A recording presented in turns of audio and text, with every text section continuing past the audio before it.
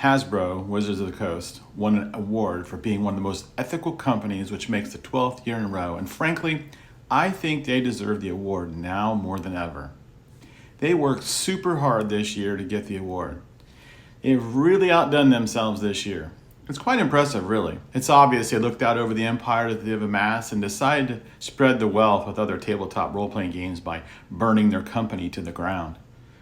First, they ticked off other creators by leaking a new OGL that could literally steal everything they did before and going forward. Then when it looked like they might have a successful movie with viewers and critics agreeing it was a good movie, it got 90% on Rotten Tomatoes. They made sure it would fail by sandwiching it between John Wick 4 and the Super Mario movie. In an effort to ensure it'd be harder to get artists in the future, they ticked off one of their master artists, Jeff Easley, by removing his signature from his artwork.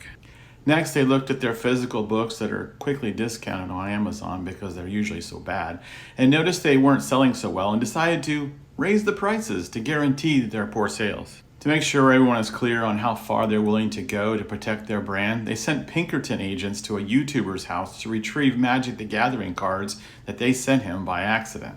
I ask you, what is more ethical than falling on your own sword to ensure that other new tabletop role-playing games may live?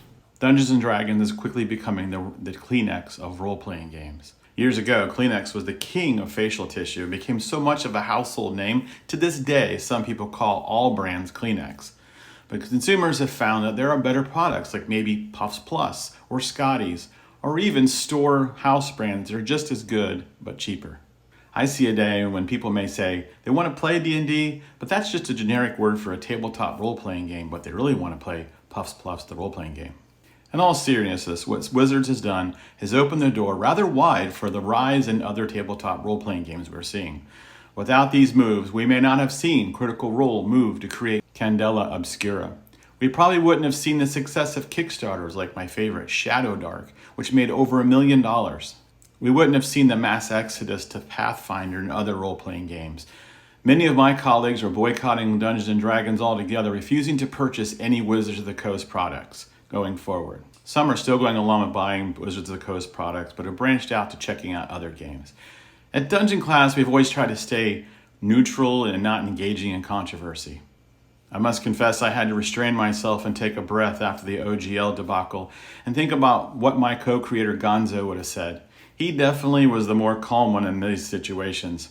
After pondering where we stand on this, I think there is a third option besides boycotting or not boycotting. Wait and see. I have put D&D back on the shelf as one of the games I own. Going forward, I will play whatever I feel like, and D&D is just one of those games. As for buying new products from Wizards, they will need to win me over. Make products that are as compelling as their competitors. I am learning that other games are doing much of what D&D does, but better. My message to Wizards of the Coast is to make better products. Look at what other creators are making and hire them to make the games for you. If a game like Shadow Dark can do so well, maybe you need to study what they're doing better. Hint, simplicity, getting rid of dark vision, for example. I will still buy from Wizards, but they won't be the only company I'm looking at to fill my role-playing needs. I hear Puffs Plus, the role-playing game, is really awesome.